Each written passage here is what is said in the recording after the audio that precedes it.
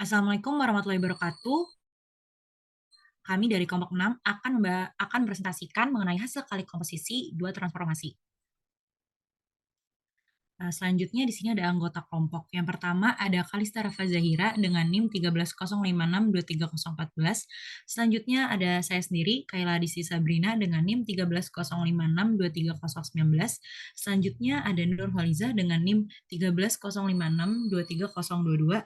Dan yang terakhir ada Rifa Ahsya Konita dengan NIM 13056-23023. Hari ini kita akan membahas 7 materi. Yang pertama ada definisi mengenai komposisi transformasi. Yang kedua ada sifat-sifat komposisi transformasi. Yang ketiga ada pembuktian refleksi merupakan suatu involusi. Yang keempat ada hasil kali komposisi dua refleksi. Yang kelima ada pembuktian setengah putaran merupakan suatu involusi. Yang keenam ada hasil kali komposisi dua setengah putaran. Yang ketujuh ada hasil kali komposisi dua translasi. Dan yang terakhir akan ada latihan soal. Untuk mempermudah memahami materi ini, kami menggunakan lambang-lambang. Yang pertama ada T yang mengartikan transformasi, yang kedua ada M yang mengartikan mirror atau refleksi atau pencerminan. Yang ketiga ada H yang mengartikan half turn atau setengah putaran. Yang ketiga ada lambang gamma yang mengartikan translasi atau geseran. Dan yang terakhir ada I sebagai lambang identitas. Selanjutnya ada definisi dari komposisi transformasi. Dari definisi, misal diberi dua transformasi, yaitu T1 dan T2.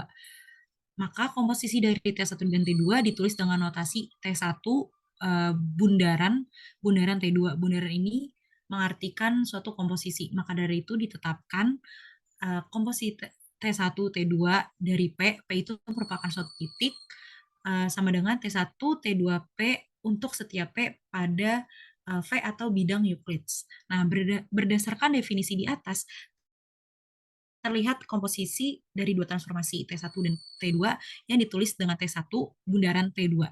Mempunyai arti bahwa transformasi T2 dioperasikan terlebih dahulu, kemudian diikuti oleh transformasi T1. Dengan demikian, jika kita menemukan bentuk transformasi T2 bundaran T1, berarti Anda harus melakukan transformasi T1 terlebih dahulu yang diikuti oleh transformasi T2.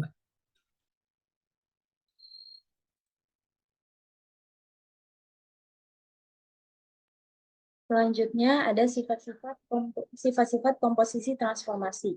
Yang pertama itu sifat tertutup dan sifat asosiatif. Nah, di sini kita akan membahas sifat operasi komposisi bersifat tertutup. Berdasarkan teorema 1.3 yang menyatakan bahwa apabila diberikan dua transformasi, yaitu T1 dan T2, komposisi dari T1 dan T2 merupakan suatu transformasi. Nah, teorema ini disebut juga sebagai teorema ketertutupan transformasi. Kemudian untuk teorema 1.3 ini, komposisi dari T1 dan T2 itu kan ada dua macam ya. Ada T1 komposisi T2 dan T2 komposisi T1. Namun pada prinsipnya pembuktiannya itu bakalan sama aja. Jadi di sini akan ditunjukkan T1 komposisi T2 karena ketika T1 komposisi T2 itu menghasilkan suatu transformasi, maka T2 komposisi T1 juga akan menghasilkan suatu transformasi. Sehingga untuk membuktikan komposisi transformasi ini yang harus ditunjukkan adalah yang pertama itu T1 komposisi T2 itu merupakan fungsi dari V asal ke V hasil. Kemudian yang kedua itu T1 komposisi T2 merupakan fungsi bijektif, yaitu fungsi bijektif itu berarti T1 komposisi T2 merupakan fungsi subjektif dan T1 komposisi T2 merupakan fungsi injektif. Next slide.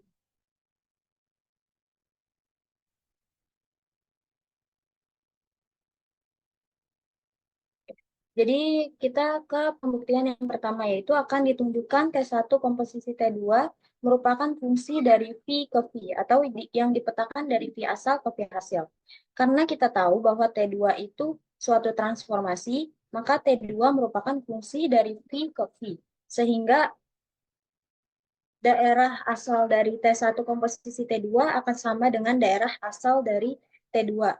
Sekarang kita akan ambil sembarang unsur X yang merupakan anggota dari V, di mana X ini merupakan suatu prapeta. Karena T2 itu tadi kan diketahui suatu transformasi, maka untuk setiap X anggota V akan ada Y anggota V, di mana Y itu petanya, sehingga T2X akan sama dengan Y, atau transformasi terhadap X sama dengan Y.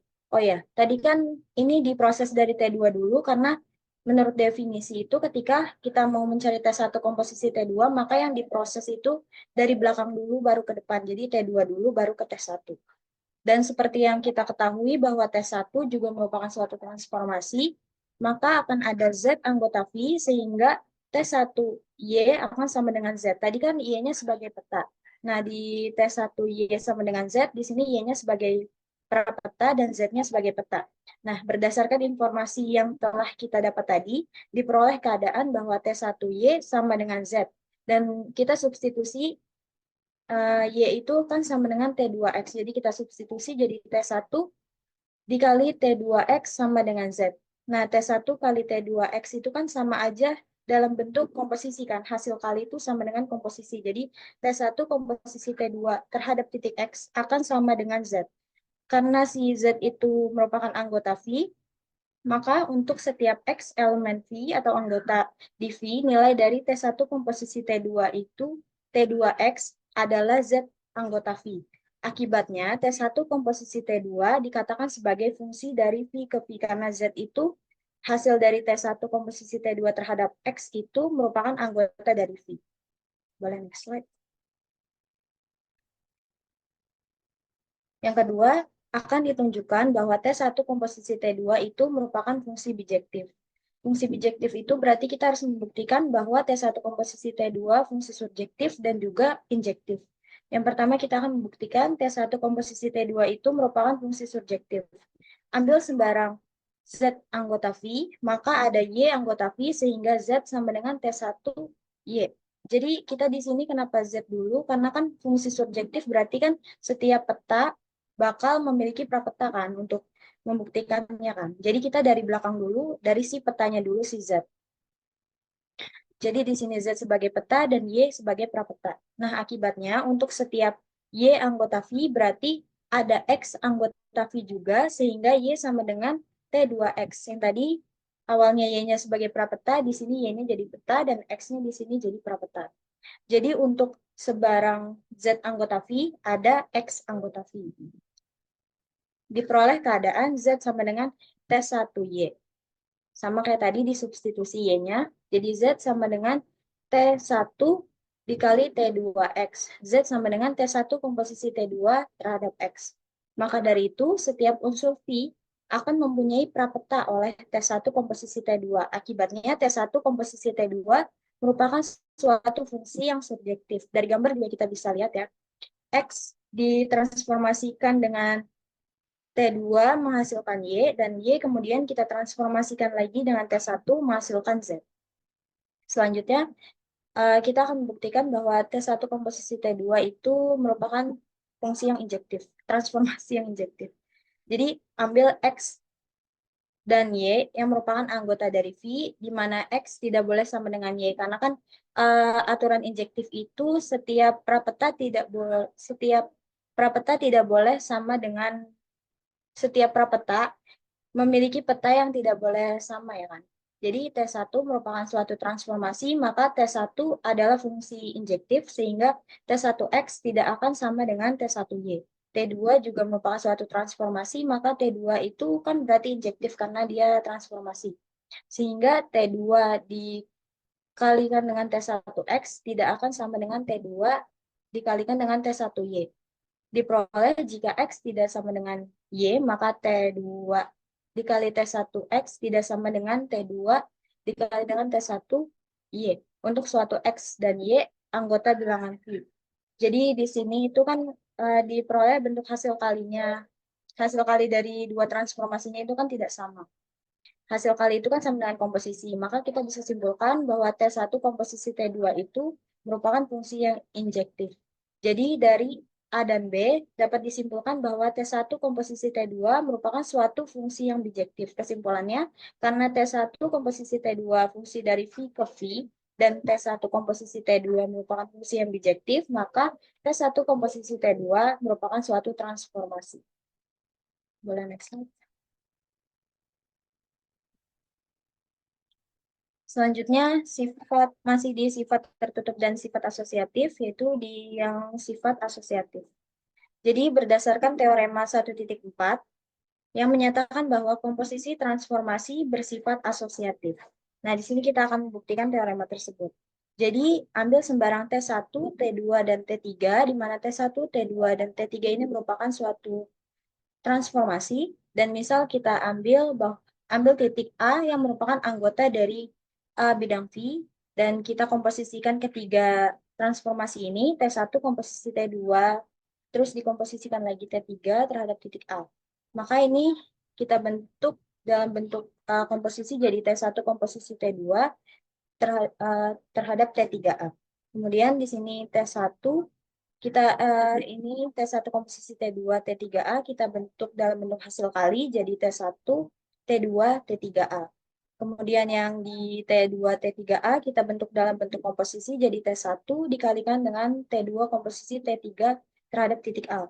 Kemudian ini yang T1 kali T2 komposisi T3A kita balikan lagi ke dalam bentuk komposisi jadi T1 komposisi T2 komposisi T3 terhadap titik A untuk suatu A yang merupakan anggota bilangan V. Jadi kita bisa lihat dari pembuktian ini bahwa T1 komposisi T2 diselesaikan dulu, baru dikomposisikan dengan T3, akan sama dengan T1 dikomposisikan dengan T2, dikomposisikan T3 yang diselesaikan dulu. Jadi terbukti bahwa komposisi transformasi bersifat asosiatif. Boleh next slide.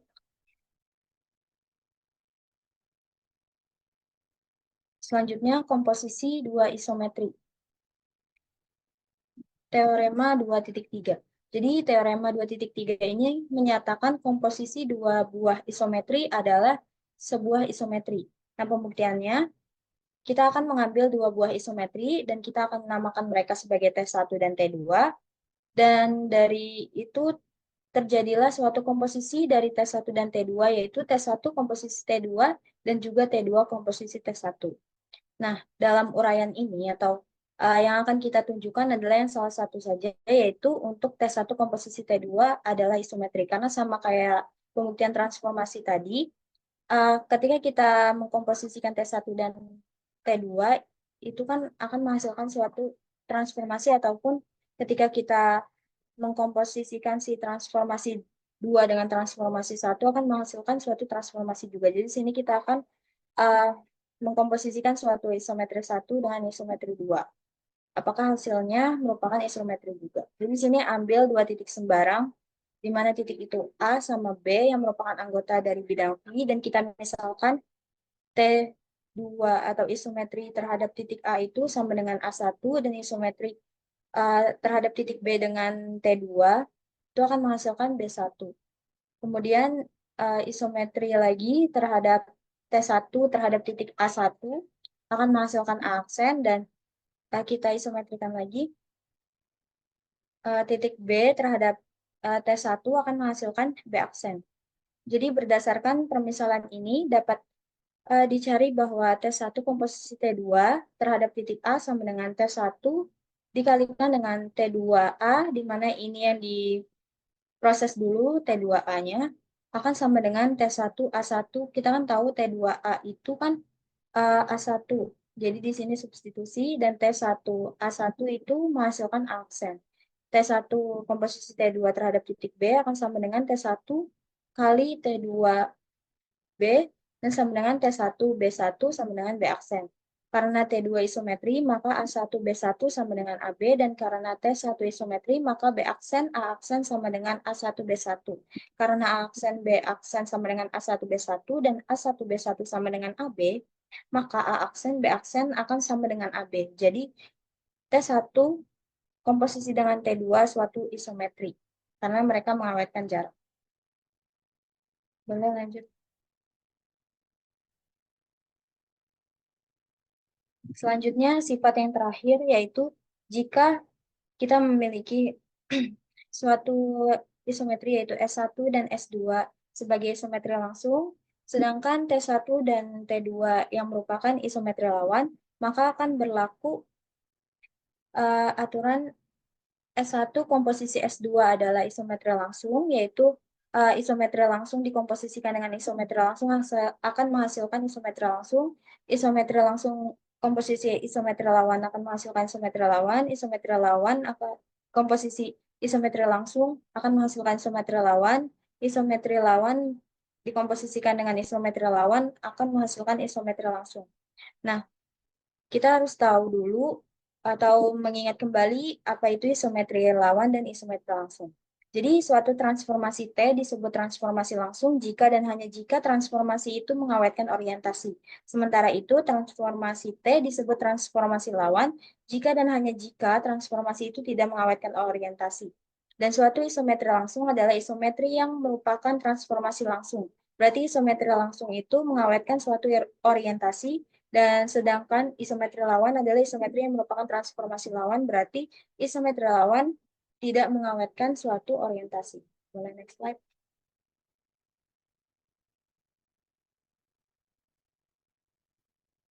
Jadi ini adalah contoh dari isometri langsung dan isometri lawan. Isometri langsung itu adalah rotasi dan juga translasi. Di sini kita bisa lihat ada rotasi 45 derajat searah jarum jam terhadap titik pusat 0,0.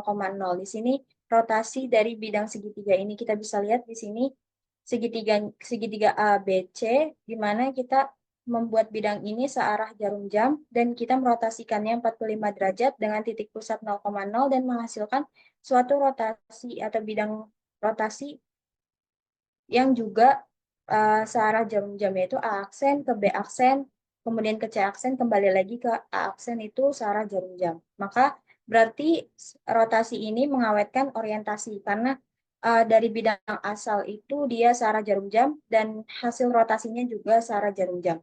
Kemudian di sini translasi, kita mentranslasikan bidang segitiga juga, ABC searah jarum jam. Kemudian di sini kita translasikan dengan vektor 4,4 vektor. Kemudian kita translasikan dan menghasilkan suatu hasil translasi yang juga searah jarum jam, yaitu aksen ke B aksen, C aksen, kemudian kembali lagi ke A aksen, itu searah jarum jam. Berarti translasi ini juga mengawetkan suatu orientasi.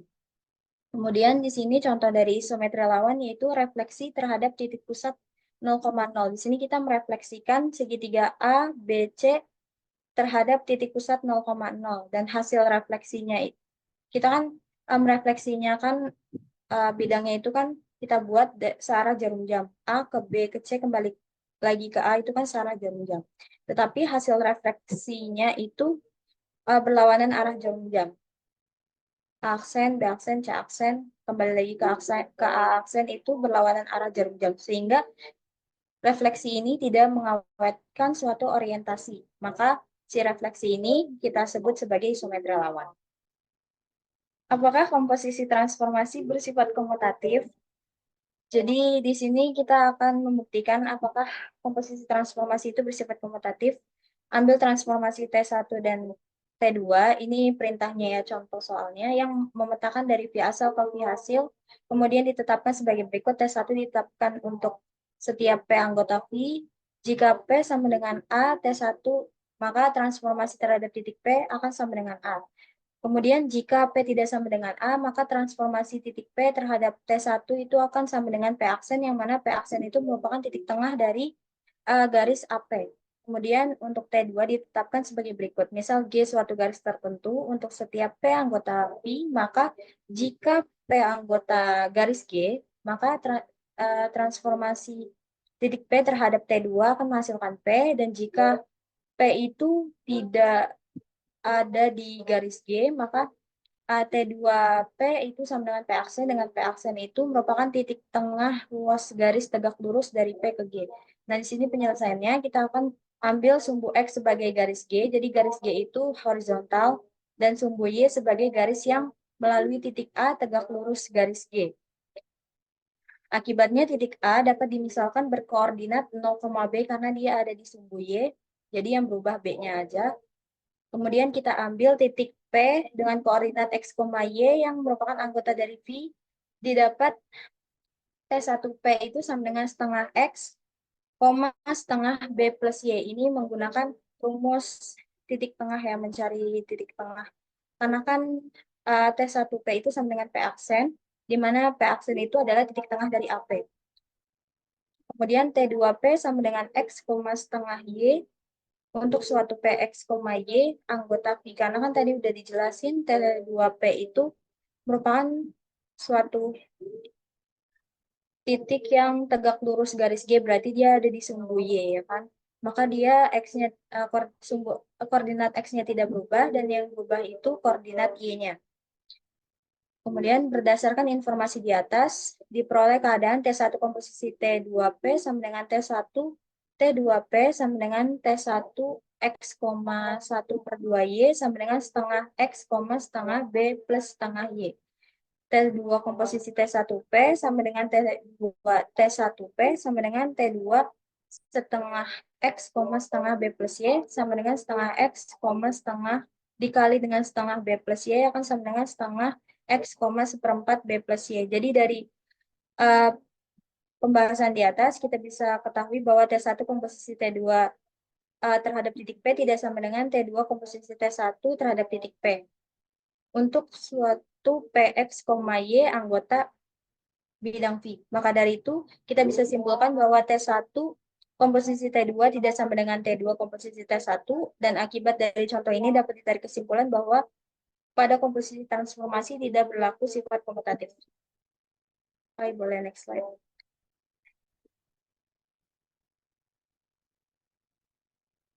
Selanjutnya kita ke contoh soal. Diberikan isometri T1 dan T2 dengan rumus T1 X, Y sama dengan X, min Y dan T2 X, Y sama dengan Y, X untuk suatu X, Y anggota Phi. Selidiki apakah T1 komposisi T2 sama dengan T2 komposisi T1. Jadi di sini kita akan buktikan, diketahui T1 X, Y kan sama dengan X, min Y, T2 X, Y sama dengan Y, X, dan X, Y ada di V. Jadi di sini karena ini suatu isometri, jadi kita proses dari belakang dulu. Sini kita cari T1 komposisi T2, kita proses dari T2 dulu. Jadi T1 komposisi T2 X, Y sama dengan T1 T2 X, Y, T1 karena T2 X, Y-nya Y, X, jadi T1 Y, X sama dengan Y, min X. Kemudian akan dicari T2 komposisi T1, T2 dikomposisikan dengan T1 X, Y sama dengan T2 T1 X, Y, T2 X, min Y sama dengan min Y, X. Karena Y, min X tidak sama dengan min Y, X untuk sembarang X, Y, maka T1 komposisi T2 tidak sama dengan T2 komposisi T1. Baik, boleh. Slide. Yang selanjutnya kita akan membahas mengenai involusi. Definisi dari involusi adalah transformasi T disebut involusi jika dan hanya jika T tidak sama dengan I dan berlaku T kuadrat sama dengan I, yang artinya T inverse sama dengan T. Sehingga involusi dikatakan merupakan suatu transformasi yang inverse-nya dirinya sendiri. Selanjutnya yaitu pada teorema 2.5 itu dikatakan bahwa setiap pencerminan pada garis merupakan suatu involusi. Dan kita tahu dari pengertian involusi sebelumnya, diketahui bahwa P tidak sama dengan I, yang mana I itu merupakan identitas, dan berlaku T kuadrat sama dengan I, dan artinya nanti P inverse sama dengan P. Maka pada pencerminan ini kita akan buktikan. Misal ambil pencerminan pada garis, kita misalkan MG. Nah, kita akan menunjukkan MG inverse sama dengan MG. Lalu kita ambil X sebarang titik pada Phi, maka akan ada dua kemungkinan, yaitu X berada pada garis G atau X tidak berada pada garis G. Yang pertama yaitu untuk X berada pada garis G. Kita lakukan komposisi dua pencerminan, MG komposisi MG terhadap titik X sama dengan MG dikali MG X, yaitu karena X ini berada pada garis G, maka pencerminan garis G terhadap titik X adalah X itu sendiri. Maka MG dikali MG X itu sama dengan MG X. Dan kita cerminkan lagi terhadap garis G, itu hasilnya adalah X. Maka artinya itu adalah identitas terhadap titik X. Lanjut.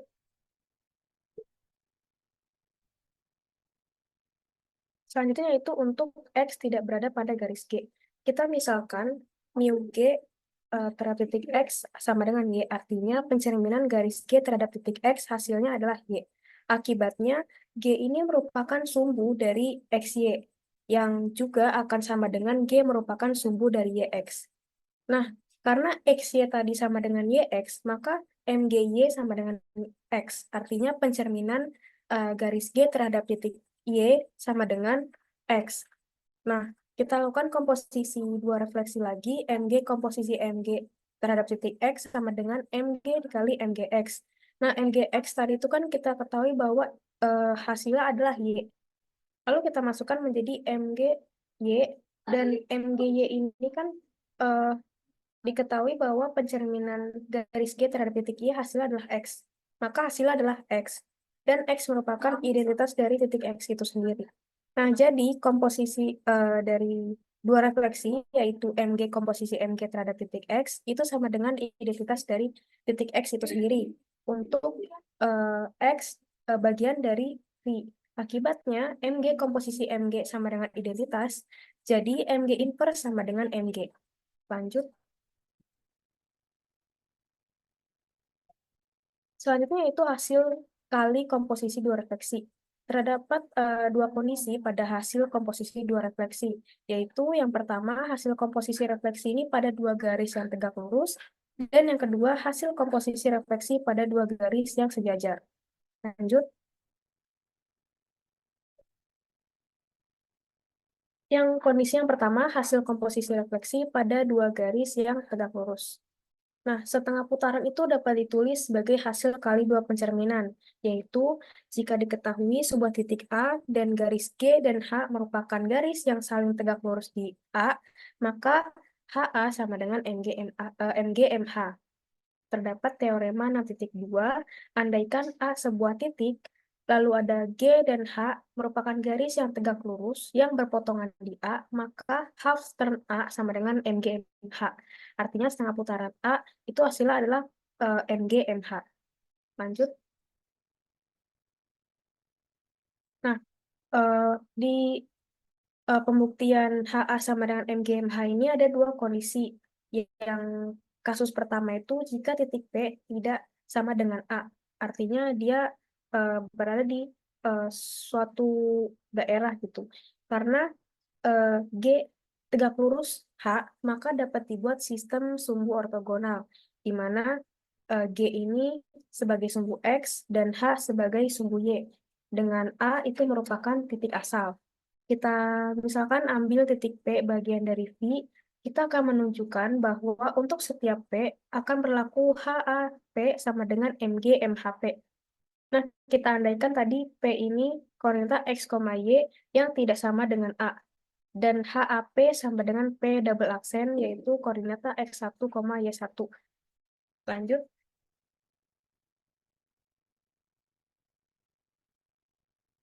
Nah, karena tadi setengah putaran A terhadap titik P itu hasilnya P double aksen, maka A itu merupakan titik tengah dari P double aksen. Sehingga kita bisa menggunakan rumus titik tengah, yang mana A itu tadi eh, berada pada titik asal, yaitu 0,0, berarti 0,0 sama dengan, tadi kan kita misalkan P itu X, Y, dan P double aksen itu kita misalkan X1, Y1. Nah, kita masukkan ke rumus titik tengah menjadi X1 ditambah X per 2, Y1 ditambah Y per 2. Kita peroleh X1 ditambah X sama dengan 0, lalu X-nya kita pindah ruas ke kanan menjadi X1 sama dengan min X, dan Y1 ditambah Y sama dengan 0, Y-nya kita pindah ruas ke kanan menjadi Y1 sama dengan min Y. Maka hasil dari setengah putaran A terhadap titik P, hasilnya adalah P double aksen, itu hasilnya adalah min X, min Y. Lanjut. Nah, tadi kan kita membuktikan hasil setengah putaran A terhadap titik P itu kan min X, min Y. Kita akan membuktikan si MG, MH, P ini hasilnya adalah min X, min Y. Nah, proses perkalian dari dua refleksi ini kita kerjakan dari MH dulu, maka menjadi MG, MHP, Kalau pencerminan garis H terhadap titik P itu hasilnya adalah min X, Y. Lalu min X, Y ini kita cerminkan lagi terhadap garis G. Hasilnya adalah min X, min Y. Artinya MGMH P itu sama dengan min X, min Y. Nah, dari persamaan satu tadi, yaitu HAP sama dengan P double aksen, itu kan hasilnya min X, min Y. Dan MGMHP itu hasilnya adalah min X, min Y. Maka diperoleh bahwa HAP sama dengan MGMHP. Sehingga terbukti bahwa HA sama dengan MGMH. Lanjut. Nah, yang kedua yaitu kasus jika P-nya itu sama dengan A, berarti P-nya itu berada di titik asal, sama dengan titik A. Nah, kalau dari definisi, karena P itu adalah sama dengan A, maka setengah putaran terhadap titik A, karena P tadi sama dengan A, HA A itu sama dengan A itu sendiri.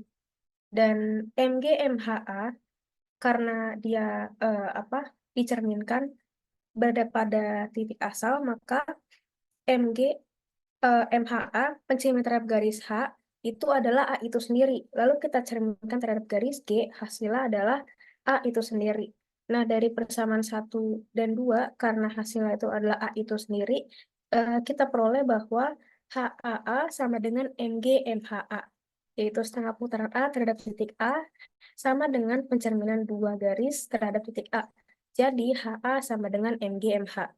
Dan dari kasus 1 dan 2 terbukti bahwa HA sama dengan MGMH. Lanjut. Lalu kondisi yang kedua yaitu hasil komposisi refleksi pada dua garis yang sejajar. Di teorema 8.1 berbunyi andaikan G dan H itu merupakan dua garis yang sejajar. Apabila ada dua titik A dan B, maka A double aksen sama dengan B double aksen. Dengan A double aksen ini merupakan MH MGA dan B double aksen ini adalah MH MGB. Nah, di sini terdapat catatan bahwa hasil komposisi refleksi pada dua garis yang sejajar itu menghasilkan suatu geseran. Karena hasil transformasi MH-MG ini seakan-akan Anda menggeser setiap titik sejauh jarak yang tetap dan arah yang sama. Kalau misalnya kita lihat contohnya titik A ini, kita lakukan pencerminan 2 kali terhadap dua garis yang sejajar, itu kita lihat bahwa ini seakan-akan seperti menggeser setiap titik seperti translasi. Jadi pada kondisi sebelumnya, kalau misalkan di garis hasil komposisi dua refleksi yang tegak lurus, hasilnya itu berupa suatu setengah putaran. Nah, di sini pada dua garis yang sejajar itu hasilnya berupa translasi. Lanjut.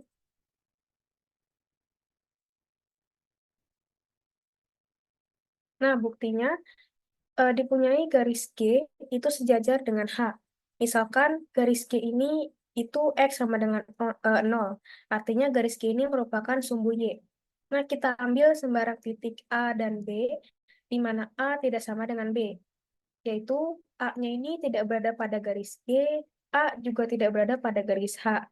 Begitu pula juga dengan titik B yang tidak berada pada garis G, dan B juga tidak berada pada garis H. Dan kita ketahui juga bahwa N ini merupakan titik tengah dari BA double aksen dan AB double aksen. Lanjut.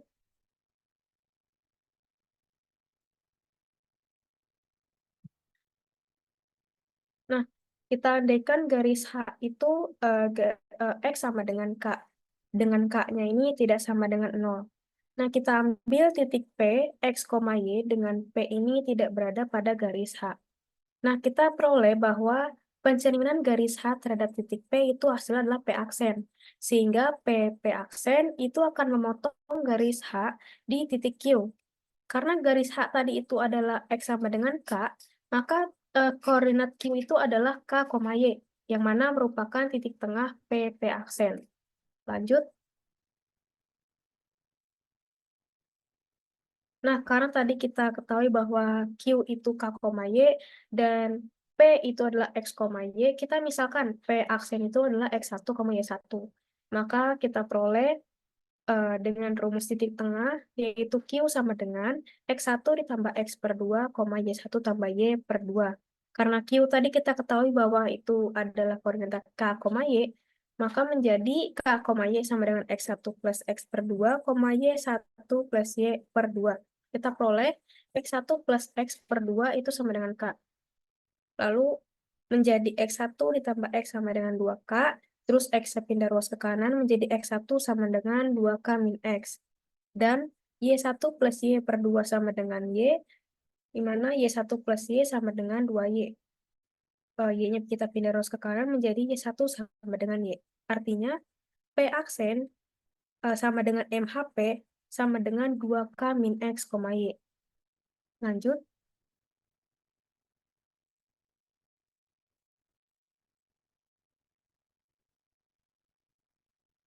Nah, karena garis G tadi itu kan merupakan sumbu Y, maka pencerminan garis G terhadap titik P sama dengan P double aksen sama dengan min X, Y.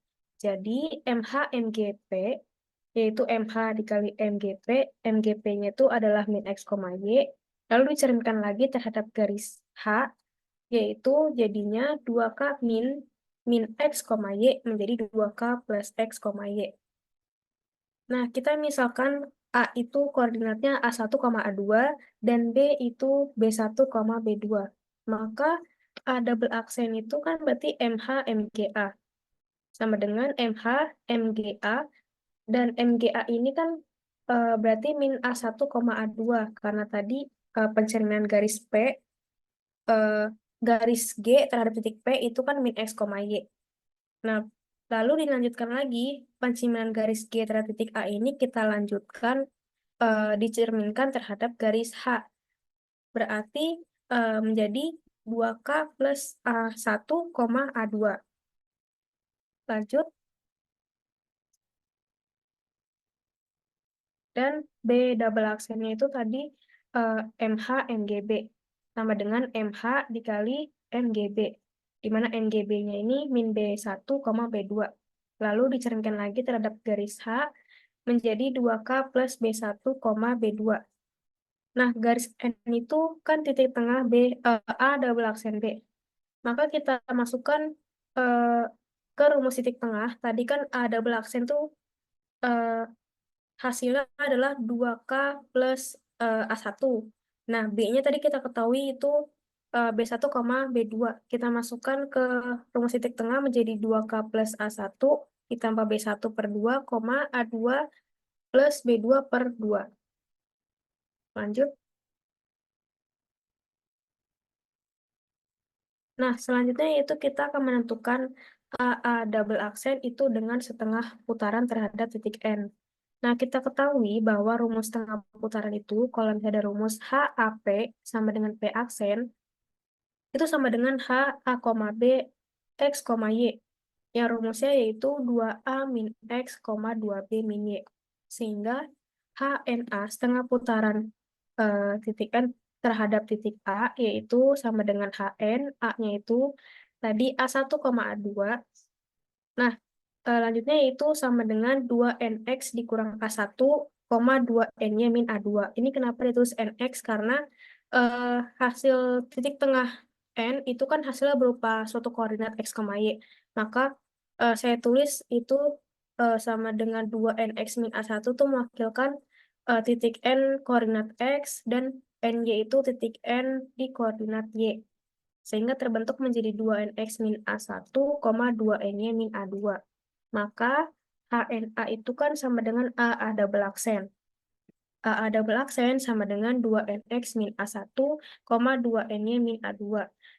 Nah, tadi kita ketahui bahwa titik N tadi itu kan yang NX itu kan 2K plus B1 plus A1 per 2. Kita masukkan 2 kali 2K plus B1 plus A1 per 2 kurangi 1, N-nya tadi kan B2 plus A2 per 2. Kita masukkan menjadi 2 dikali B2 plus A2 per 2 dikurangi A2.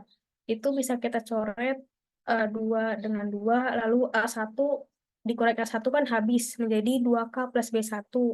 Terus selanjutnya yaitu 2 sama 2 bisa kita coret, lalu A2 kita kurangi A2 habis. jadilah 2K plus B1, B2. Maka terbukti bahwa A double aksen itu sama dengan B double aksen, yang mana B double aksen itu adalah B double aksen. Lanjut.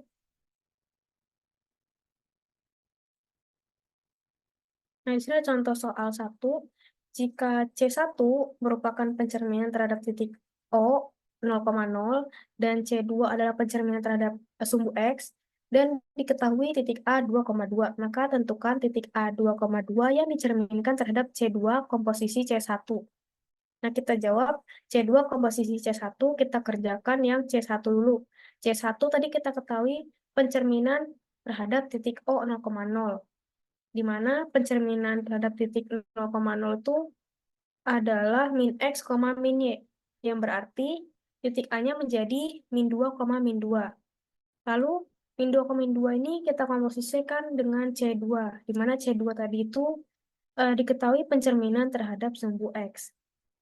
Bahwa hasil pencerminan terhadap sumbu X itu kan X, min Y.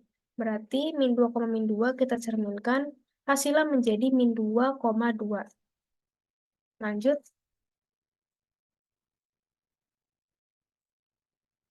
Nah, di contoh soal 2 ini merupakan penerapan dari teorema hasil komposisi refleksi dua garis yang saling tegak lurus. Nah, di sini tentukan bayangan titik A 3,4 oleh refleksi garis X sama dengan 5 yang dilanjutkan terhadap garis Y sama dengan min 4. Nah, titik 3,4 ini kita cerminkan dulu terhadap garis X sama dengan 5, yang mana rumusnya itu 2K min X, Y. Kita masukkan ke rumusnya yaitu A aksen sama dengan 2 dikali 5, karena K-nya kita ketahui itu 5. 2 dikali 5 dikurangi 3,4. Lalu dilanjutkan jadi 10 dikurangi 3,4, hasilnya yaitu 7,4. Nah, lalu 7,4 ini A aksennya kita lanjutkan lagi dicerminkan terhadap garis Y sama dengan min 4. Dengan rumus pencerminan terhadap garis Y sama dengan K itu rumusnya X sama X, 2K min Y. Lalu dilanjutkan A double aksen sama dengan 7,2 dikali min 4. Kita ketahui K ya tadi itu min 4. 2 dikali min 4 dikurangi 4. Hasilnya yaitu 7, min 8 min 4. Hasilnya 7, min 12. Kalau kita lihat dari gambaran di sebelah kanan, pertama titik A itu kan tadi asalnya kan 3,4. Lalu kita cerminkan lagi terhadap garis X sama dengan 5, hasilnya 7,4. Dicerminkan lagi terhadap garis Y sama dengan min 4, hasilnya 7, min 12. Kalau kita lihat dari titik A ke A double aksen, itu kan merupakan setengah putaran terhadap suatu garis yang tegak lurus. Kalau kita lihat dari gambar. Lanjut.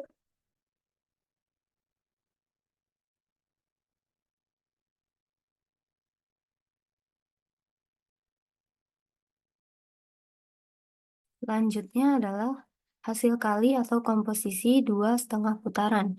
Sebelum itu, saya akan jelaskan sedikit tentang setengah putaran. Yang pertama, definisi half turn atau setengah putaran. Setengah putaran, suatu titik A adalah pemetaan, di sini saya simbolkan dengan H, untuk setiap titik P pada bidang V.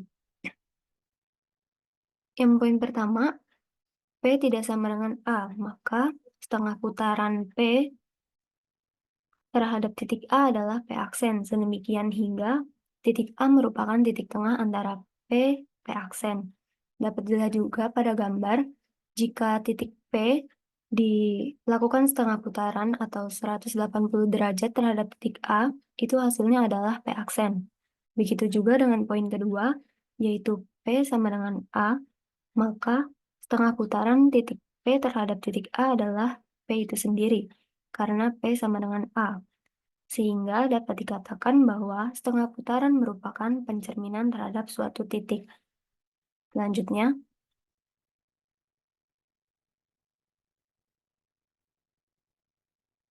teorema 3.4. Setiap setengah putaran merupakan suatu involusi. Untuk membuktikan setengah putaran adalah suatu involusi, kita harus membuktikan terlebih dahulu bahwa HA inverse sama dengan HA dan komposisi dua setengah putaran dengan pusat yang sama adalah identitas. Yang pertama akan saya buktikan terlebih dahulu untuk setengah putaran inverse sama dengan setengah putaran. Saya misalkan A merupakan titik potong garis G dan H di mana G dan H itu saling tegak lurus. Sebelumnya sudah dijelaskan juga pada komposisi refleksi bahwa MG komposisi MH adalah setengah putaran, sehingga HA inverse sama dengan inverse dari MG komposisi MH. Kemudian MG inverse komposisi MH inverse. Sebelumnya juga sudah dijelaskan bahwa refleksi merupakan suatu involusi, sehingga MG inverse sama dengan MG, serta MH inverse sama dengan MH. Dan MG komposisi MH adalah sebuah setengah putaran, sehingga terbukti bahwa HA inverse sama dengan HA. Selanjutnya,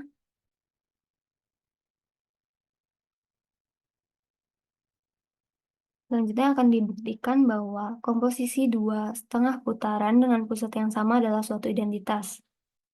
Di sini saya misalkan A merupakan titik tengah dari garis G dan H di mana G dan H itu sejajar. Dapat dilihat juga seperti pada gambar, komposisi dua setengah putaran dengan pusat yang sama itu merupakan komposisi antara MH komposisi MG dengan MH komposisi MG juga. Kemudian dilakukan dengan sifat asosiatif, MH komposisi MH dikomposisikan dengan komposisi antara MG dengan MG. Karena refleksi merupakan involusi, sehingga MH komposisi MH sama dengan identitas, serta MG komposisi MG sama dengan identitas, sehingga terbukti bahwa komposisi dua setengah putaran dengan pusat yang sama adalah sebuah identitas. Dapat dilihat seperti pada gambar, kalau dari P ke P aksen, dari P dilakukan setengah putaran 180 derajat terhadap A, hasilnya adalah P aksen, kemudian dilakukan setengah putaran lagi dari P aksen terhadap titik A, hasilnya adalah P lagi, sehingga komposisi dua half turn dengan pusat yang sama adalah identitasnya sendiri. Selanjutnya,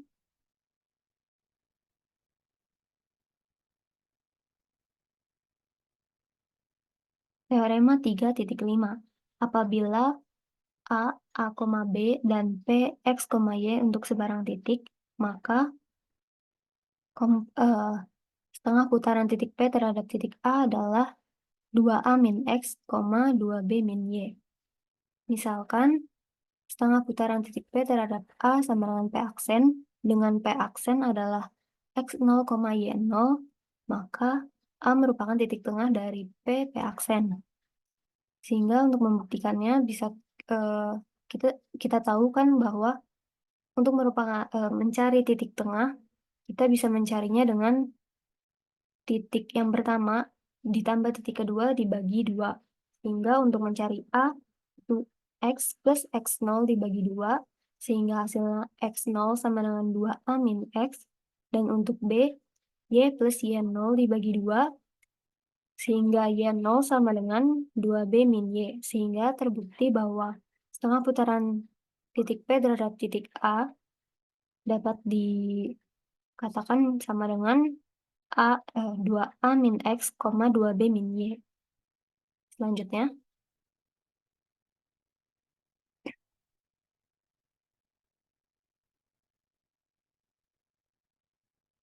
yaitu komposisi dua setengah putaran dengan pusat yang berbeda adalah suatu geseran. Untuk pembuktiannya, kita misalkan A dan B adalah elemen dari bidang V dengan A tidak sama dengan B, serta terdapat suatu titik P dan P double aksen. Pada materi sebelum-sebelumnya tentang pergeseran, kita tahu bahwa pergeseran titik P dari P ke P double aksen hasilnya adalah P double aksen. Di sini akan dibuktikan bahwa komposisi dua setengah putaran terhadap titik A dan titik B adalah sebuah pergeseran. Seperti pada di gambar juga, akan kita lakukan setengah putaran dari titik P terhadap titik B, itu hasilnya adalah P aksen, kemudian hasilnya dikomposisikan lagi terhadap titik A, P aksen dilakukan setengah putaran terhadap titik A, hasilnya adalah P double aksen. Sehingga terbukti bahwa komposisi dua setengah putaran dengan pusat yang berbeda adalah suatu pergeseran. Dan dapat diketahui juga bahwa jarak ke hasil komposisi dua half turn dengan pusat yang berbeda adalah hasilnya adalah 2 kali jarak yang berbeda tersebut, atau 2AB sama dengan P double aksen. Selanjutnya,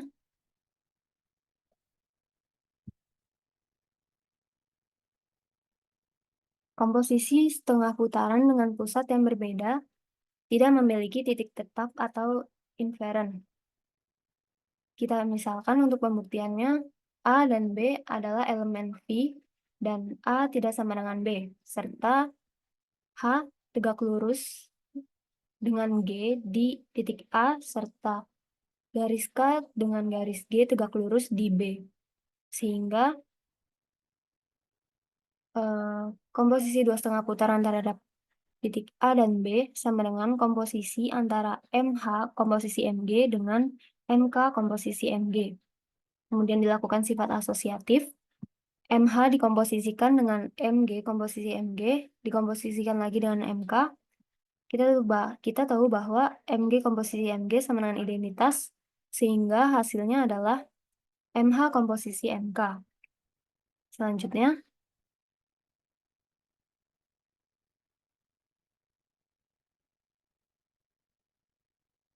untuk lanjutan pembuktiannya, andaikan X adalah sebuah titik invarian dari dua komposisi tadi, yaitu komposisi A dengan B, sehingga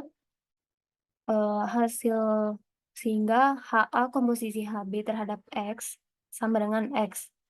Karena setengah putaran A dikomposisikan dengan setengah putaran B sama dengan MH komposisi MK, seperti yang kita buktikan di slide sebelumnya, maka X dilakukan setengah putaran terhadap K dengan H adalah sama dengan X. Kemudian, MH komposisi MKX dikomposisikan dengan MH, begitu juga dengan sisi kanan yang X ini dikomposisikan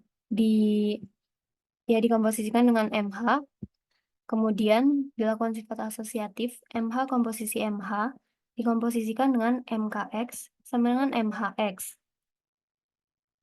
MH komposisi MH adalah identitas, dikomposisikan dengan MKX, hasilnya MHX, lalu MKX sama dengan MHX. Kita misalkan MKX sama dengan MHX tersebut adalah Y, maka dapat kita tahu bahwa H sama dengan K sama-sama merupakan sumbu dari XY, sehingga terjadi kontradiksi dengan H tidak sama dengan K di awal pemisalan slide sebelumnya. Jadi dapat disimpulkan bahwa komposisi dua setengah putaran dengan pusat yang berbeda tidak memiliki invarian atau titik tetap. Selanjutnya,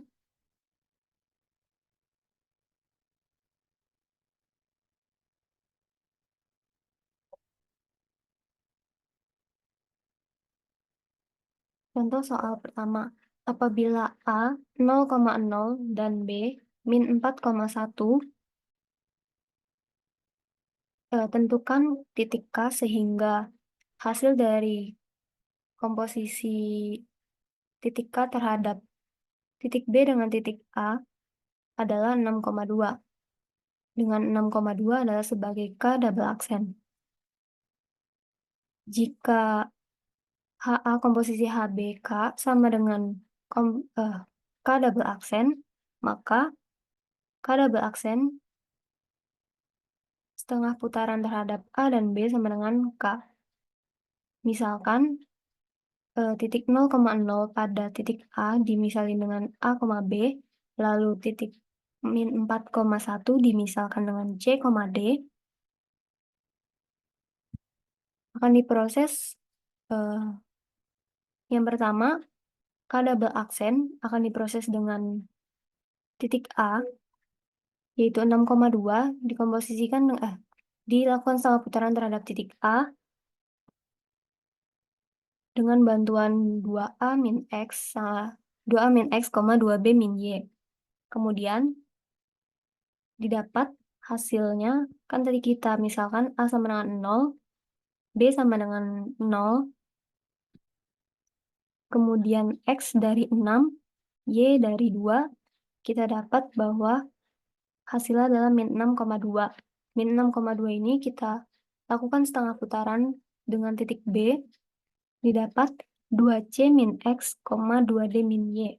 Dengan C adalah min 4, D adalah 1, kemudian X-nya adalah min 6, dan Y-nya adalah min 2, sehingga diperoleh hasil titik K adalah min 2,4. Selanjutnya,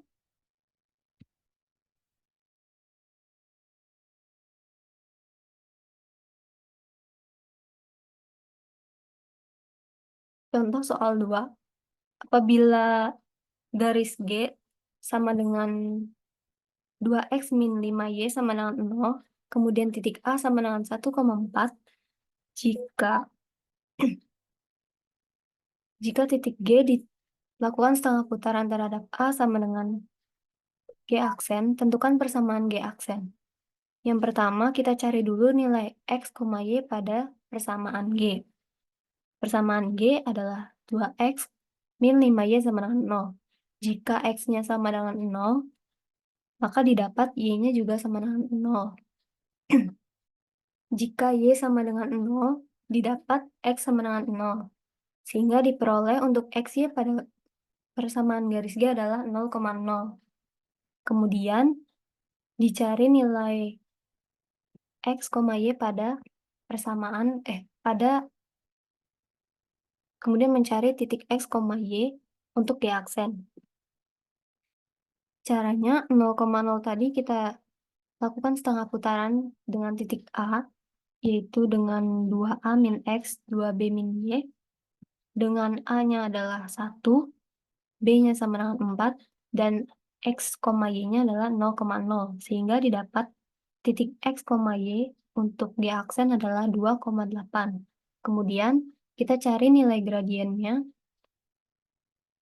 Gradien garis G itu kan, persamaan garis G itu 2X min 5Y sama dengan 0, 5Y sama dengan 2X, sehingga kita dapat Y sama dengan 2/5X.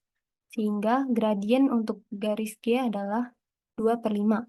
Karena garis G dengan garis G aksen sudah pasti sejajar, karena dilakukan setengah putaran, maka kedua gradien garis tersebut adalah sama.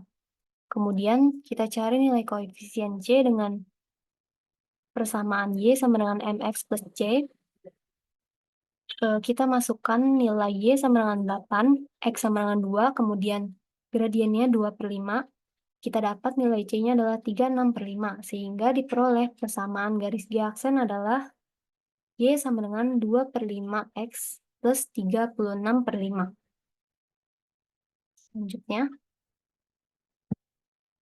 Selanjutnya, kita akan membahas mengenai hasil kali komposisi dua translasi. Berdasarkan teorema 4.8, komposisi translasi adalah translasi, disebut juga teorema ketertutupan translasi. Nah, di sini kita akan buktikan bahwa hasil komposisi dari translasi itu adalah translasi. Pertama, kita akan mengandaikan dua buah translasi, yaitu gamma AB dan juga gamma BC. Dan dari gambar, kita bisa lihat bahwa gamma AB terhadap titik A itu menghasilkan B, dan gamma BC terhadap titik B itu menghasilkan C. Dan jika gamma BC itu kita komposisikan dengan gamma AB melalui titik A, maka akan didapat gamma BC komposisi gamma AB terhadap titik A akan sama dengan gamma BC dikali gamma AB terhadap titik A. Gamma AB A itu kita proses dulu. Kan tadi kita tahu gamma AB A itu kan B, maka gamma BC B. Kemudian hasil dari gamma BC terhadap titik B itu adalah titik C. Nah, andaikan di sisi lain ada E titik sembarang, maka kita akan memperoleh gamma AB terhadap titik E akan sama dengan E aksen. Nah, hal ini berarti ruas garis berarah E aksen akan kongruen dengan ruas garis berarah AB. Selanjutnya, gamma BC terhadap titik E aksen akan sama dengan E double aksen. Hal ini berarti ruas garis berarah E double aksen akan kongruen dengan ruas garis berarah BC. Sehingga jika gamma BC dikomposisikan dengan gamma AB melalui titik E, maka akan didapat komposisi gamma BC dengan gamma AB terhadap titik E sama dengan gamma BC dikali gamma AB terhadap titik E. Kita proses gamma AB terhadap titik E itu menghasilkan E aksen, maka akan sama dengan gamma BC terhadap titik E aksen, dan gamma BC terhadap titik E aksen itu menghasilkan E double aksen. Nah, hal ini berarti ruas garis berarah E double aksen kongruen dengan ruas garis berarah AC. Sehingga diperoleh gamma E double aksen terhadap titik E sama dengan E double aksen, di mana kita tahu E double aksen itu merupakan gamma AC. Jadi dapat disimpulkan bahwa gamma BC dikomposisikan dengan gamma AB akan sama dengan gamma AC. Boleh next slide?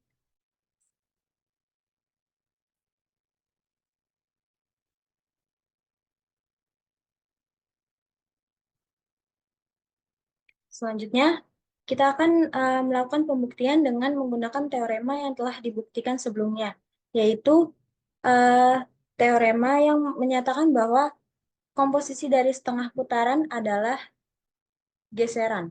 Jadi teoremanya berbunyi jika gamma AB merupakan suatu translasi atau geseran dan terdapat titik C dan titik D, sehingga ruas garis berarah AB akan sama dengan 2 kali ruas garis berarah CD, maka gamma AB akan sama dengan setengah putaran terhadap titik D dikomposisikan dengan setengah putaran terhadap titik C. Di sini pembuktiannya kita akan mengambil sembarang titik, yaitu titik P dan juga titik Q, sehingga 2 kali ruas garis berarah PQ akan kongruen dengan ruas garis berarah AB. Dan kita akan mengambil sembarang titik R, sehingga 2 kali ruas garis berarah QR akan kongruen dengan ruas garis berarah BC. Sehingga di sini diperoleh gamma AB akan sama dengan setengah putaran terhadap titik Q yang dikomposisikan dengan setengah putaran terhadap titik P. Dan gamma BC akan sama dengan setengah putaran terhadap titik R dikomposisikan dengan setengah putaran terhadap titik Q.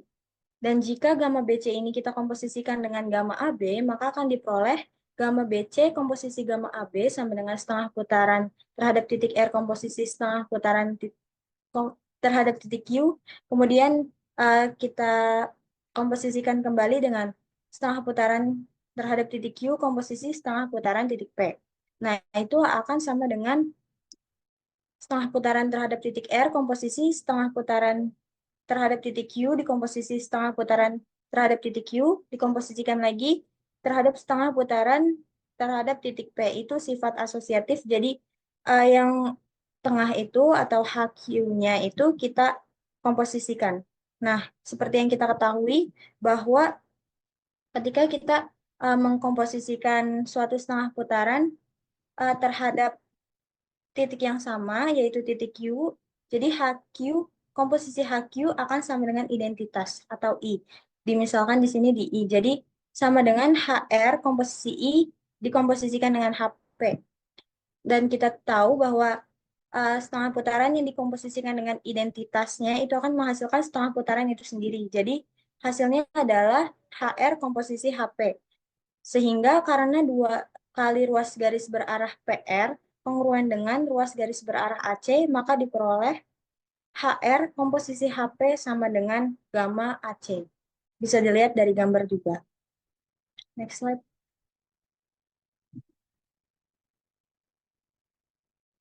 Kemudian selanjutnya kita ke hasil kali atau komposisi translasi dengan setengah putaran. Jadi ada teorema yang menyatakan bahwa komposisi suatu translasi dengan setengah putaran merupakan suatu setengah putaran. Jadi karena ini teorema, kita akan membuktikannya.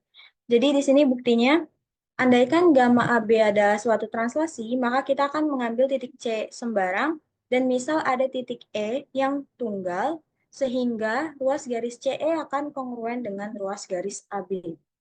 Dan kemudian selanjutnya kita akan mengambil titik D, sehingga D merupakan titik tengah dari ruas garis CE, maka hal ini berarti ruas garis CE akan kongruen dengan 2 kali ruas garis CD.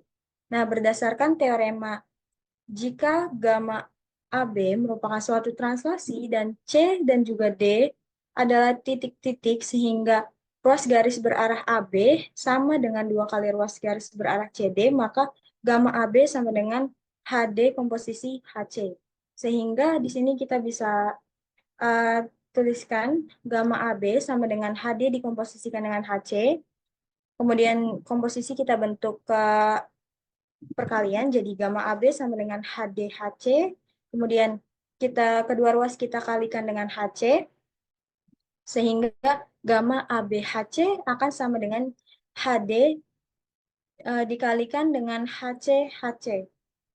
HCHC bisa kita tulis juga sebenarnya dalam bentuk komposisi.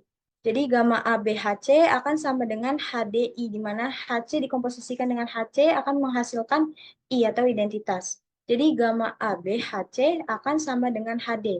HD dikali dengan identitas menghasilkan HD. Jadi terbukti bahwa komposisi suatu translasi dengan setengah putaran merupakan suatu setengah putaran.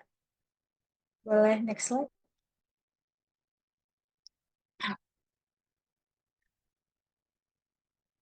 Di sini kita lanjut ke contoh soal 1. Ini merupakan contoh soal untuk komposisi dua geseran terhadap suatu titik. Jadi, diketahui titik A adalah 6,3, koordinatnya 6,3, kemudian ditranslasikan oleh gamma 2 sama dengan min 1,4, kemudian dilanjutkan dengan gamma 1, vektornya itu 2,3, maka bayangan titik A adalah, karena di sini kita tahu bahwa titik A itu ditranslasikan oleh gamma 2 dulu, baru ditranslasikan hasilnya oleh gamma 1. Jadi di sini kita akan mencari gamma 2A dulu. Jadi di sini kita tahu bahwa vektor dari gamma 2 itu kan min 1,4, maka x-aksennya atau koordinat bayangannya di sumbu x-nya itu akan sama dengan x plus negatif 1. Kemudian koordinat bayangannya terhadap sumbu y itu akan sama dengan y aksen sama dengan y plus 4. Jadi koordinat bayangannya itu x aksen, y aksen ya. Sehingga gamma 2 terhadap titik A itu akan sama dengan gamma 2, tadi kan A-nya itu kan titiknya 6,3 sama dengan 5,7. Jadi X-nya itu kita ubah jadi 6 dan Y-nya kita ubah jadi 3. Jadi X aksennya 5 dan Y aksennya itu 7. Kemudian setelah kita dapat gamma 2A-nya, kita akan mencari hasil komposisinya ya. Jadi gamma 1 komposisi gamma 2 terhadap titik A. Jadi di sini kan kita tahu bahwa gamma 1 itu vektornya adalah 2,3, maka koordinat bayangannya itu x aksen sama dengan x plus 2, y aksen sama dengan y plus min 3.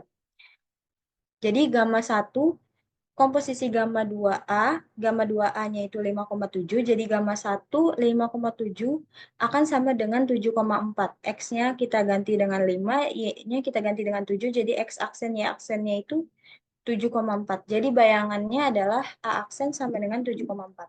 Boleh next slide.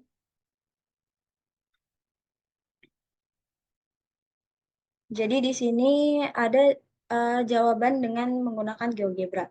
Jadi karena kita bakal cari komposisi translasi, jadi di sini kita masukin titiknya di GeoGebra itu, kan yang bakal kita translasi itu 6,3, kemudian geseran atau vektor geseran yang bakal kita translasikan pertama kali itu kan min 1,4 ya, gamma 2 dulu, kemudian baru ditranslasikan dengan gamma 1, 2, min 3, di situ vektor gamma 2-nya itu adalah T, dan vektor gamma 1-nya itu U.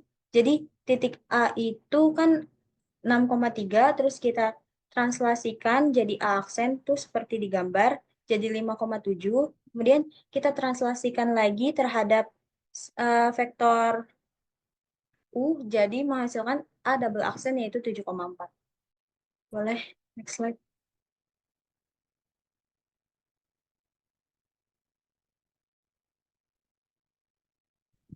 Selanjutnya kita ke contoh soal 2, yaitu contoh soal untuk komposisi dari geseran dengan setengah putaran.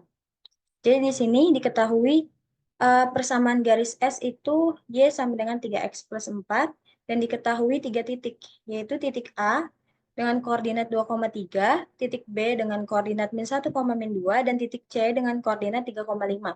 Maka kita disuruh menentukan persamaan S aksen, di mana diketahui S aksen itu adalah setengah putaran dari titik S terhadap titik C, kemudian dikomposisikan dengan geseran AB.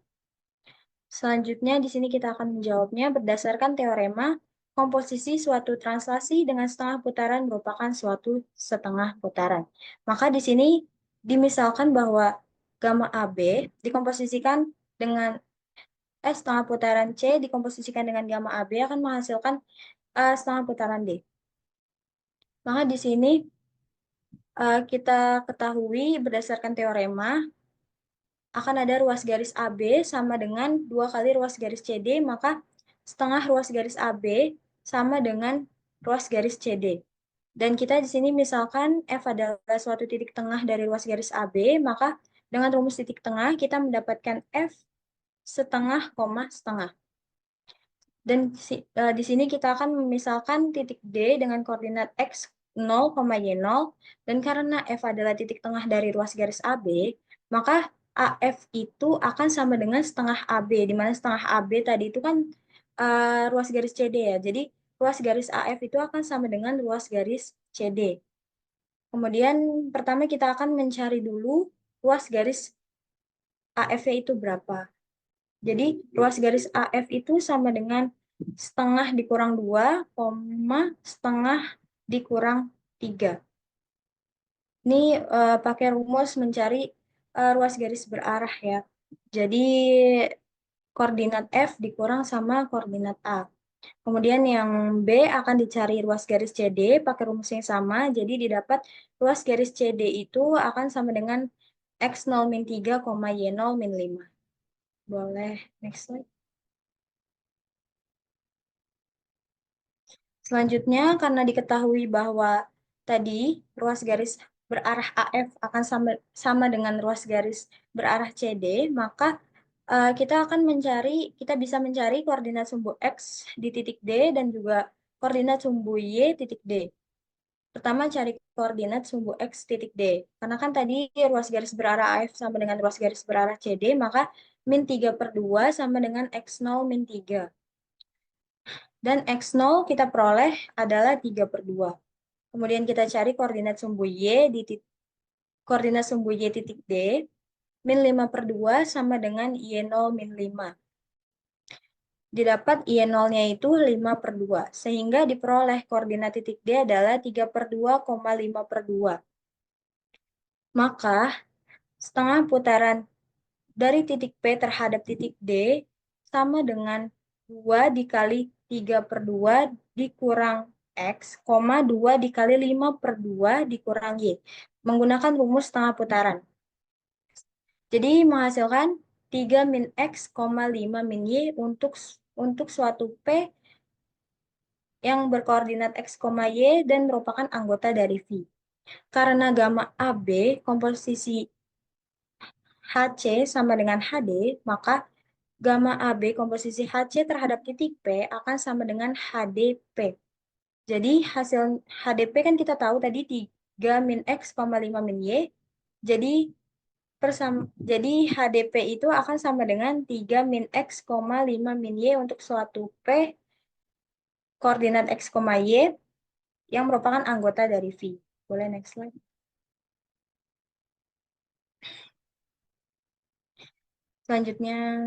Selanjutnya misal X1, Y1 merupakan anggota dari garis S, maka Y1 akan sama dengan 3X1 plus 4. Ini kita tinggal substitusi Y-nya dengan Y, X, Y dengan X1, Y1. Jadi ini kita buat jadi persamaan 1. Kemudian misalkan X, Y sama dengan gamma AB dikomposisikan HC terhadap titik X1, Y1, maka akan menghasilkan 3 min X1, 5 min Y1. Jadi kita tahu bahwa X sama dengan 3 min X1 dan Y sama dengan 5 min Y1. Atau bisa kita bentuk menjadi X1 sama dengan 3 min X dan Y1 sama dengan 5 min Y. Ini akan menjadi persamaan 2. Jadi kita akan mensubstitusikan persamaan 2 ke persamaan 1. Kan tadi kita tahu persamaan 1 itu Y1 sama dengan 3X1 plus 4. Kita substitusikan Y1 dan X1-nya dari persamaan 2 ke persamaan 1 jadi 5 min Y sama dengan 3 dikali 3 min X plus 4. Sehingga diperoleh 3X dikurang Y sama dengan 8. Jadi persamaan dari S aksen adalah 3X min Y sama dengan 8. Boleh next slide. Oke, selanjutnya ini adalah jawaban dengan menggunakan GeoGebra. Pertama kita tentukan dulu ruas garis berarah AB-nya. Tadi kan ruas garis berarah itu rumusnya koordinat B dikurang dengan koordinat A. Karena ini ruas garis berarah AB. Jadi min 1, min 2, min 2, min 3. Jadi ruas garis berarah itu min 3, min 5. Jadi di sini kita masukkan titik yang diketahui yaitu A 2,3, B min 1, min 2, C 3,5. Kemudian kita bentuk ruas garis AB-nya yaitu min 3, min 5. Artinya itu min 3 itu artinya berarti dia ke kiri 3 satuan. Min 5 itu berarti dia, karena kan di sumbu Y, berarti dia 5 satuan ke bawah. Kemudian di situ akan kita rotasikan terhadap, karena kan dari belakang ke depan ya prosesnya. Jadi kita rotasikan si garis S ini terhadap titik C. Titik C itu 3,5. Dan menghasilkan persamaan 3X min Y sama dengan 12. Kemudian hasil dari rotasinya itu kita translasikan terhadap vektor AB tadi dan menghasilkan persamaan garis 3X min Y sama dengan 8. Boleh next slide.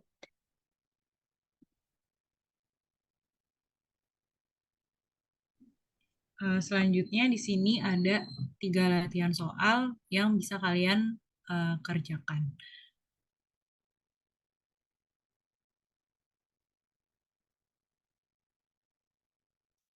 Sekian presentasi dari kelompok kami.